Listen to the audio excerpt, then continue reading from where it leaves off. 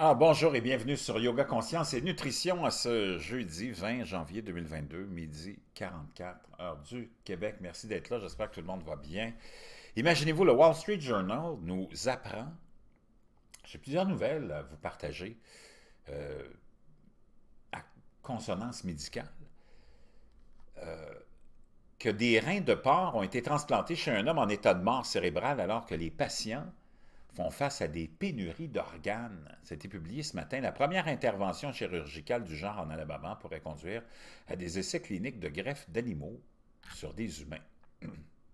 C'était publié aujourd'hui, ce matin, par le Wall Street Journal. Des médecins de l'Alabama ont déclaré qu'ils avaient réussi à transplanter une paire de reins de porc dans le corps d'une personne en état de mort cérébrale, ouvrant potentiellement la voie à des essais cliniques de greffe d'animal à humain pour des patients ayant désespérément besoin de reins et d'autres organes.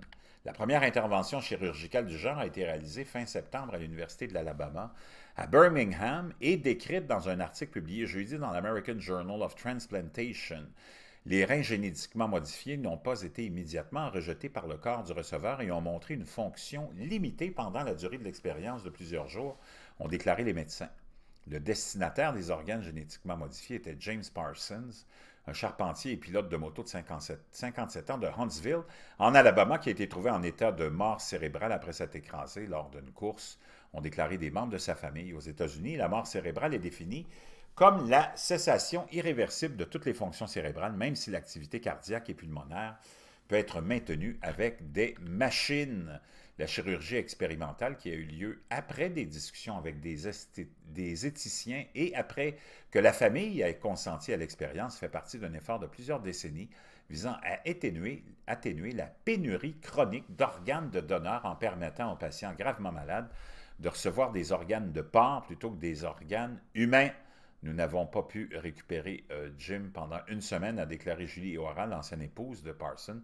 Son corps devait être entretenu, naturellement, pour l'expérience. C'était une lutte, mais nous savions que les avantages de ce que nous faisions avec lui l'emporteraient sur ses préoccupations. L'opération a été lancée dans l'espoir de montrer que les organes de porc peuvent fonctionner chez l'homme, comme l'ont été deux opérations l'année dernière, au cours desquelles des médecins ont attaché un rein de porc à la jambe supérieure d'une personne en état de mort cérébrale.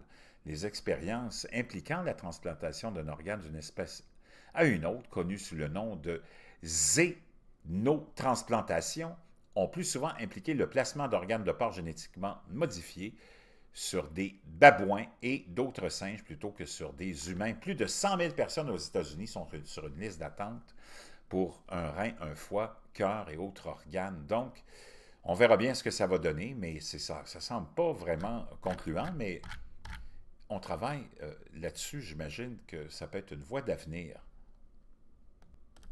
Pendant ce temps-là, on nous publie aussi du côté du Irish Examiner qu'un verre de vin quotidien n'est pas bon pour vous, disent les experts mondiaux du cœur. Ça a été publié, ça aussi, aujourd'hui vers 13 heures. Tout niveau de consommation d'alcool peut entraîner une perte de vie saine. Ça, je peux vous le confirmer. Moi, j'ai été alcoolique pendant 30 ans. A déclaré la Fédération mondiale du cœur, car elle cherchait à dissiper l'idée qu'un verre de vin quotidien peut être bon pour la santé. Dans un nouveau briefing politique, l'organisation a déclaré qu'elle souhaitait contester l'idée largement répandue selon laquelle la consommation modérée d'alcool peut réduire le risque de maladies cardiaques et a appelé à une action urgente pour lutter contre l'augmentation mondiale des décès causés par l'alcool. Donc vraiment, ça vient briser cette idée populaire selon laquelle un verre ou deux d'alcool serait bon pour le cœur. C'est complètement aberrant et ça cause d'énormes autres problèmes sociaux et d'énormes aussi problèmes de santé. Les preuves sont claires. N'importe quel niveau de consommation d'alcool peut entraîner la perte d'une vie saine. Tu n'as vraiment pas besoin d'alcool dans la vie, ni de drogue. Et ça, je peux vous le confirmer. Pendant ce temps-là, on reste dans le domaine de la science. Les satellites, nous rapporte le Daily Star, de Starlink, d'Elon Musk, entravent la détection des astéroïdes proches de la Terre selon une étude. Une nouvelle étude a conclu que la quantité de satellites d'Elon Musk en orbite provoque l'apparition de traînées sur les images du télescope obstruant l'observation des astéroïdes. Les satellites d'Elon Musk gênent les scientifiques qui tentent de détecter des astéroïdes géocroiseurs. Selon une nouvelle étude, à l'heure actuelle, il y a près de 1800 satellites Starlink en orbite autour de la Terre à environ 550 km fournissant Internet à 24 pays différents. Musk, l'homme le plus riche du monde, envoie depuis 2019 un nombre croissant de satellites en orbite via sa société SpaceX. Le constructeur aérospatial américain prévoit également d'avoir 10 000 satellites en orbite d'ici 2027. Maintenant, une étude publiée dans The Astrophysical Journal Letters a enquêté sur les inquiétudes des astronomes, selon lesquelles les satellites Starlink entravent les observations en raison de la fréquence à laquelle ils laissent des traces sur les images satellites. Vraiment inquiétant, surtout si on a des éventuels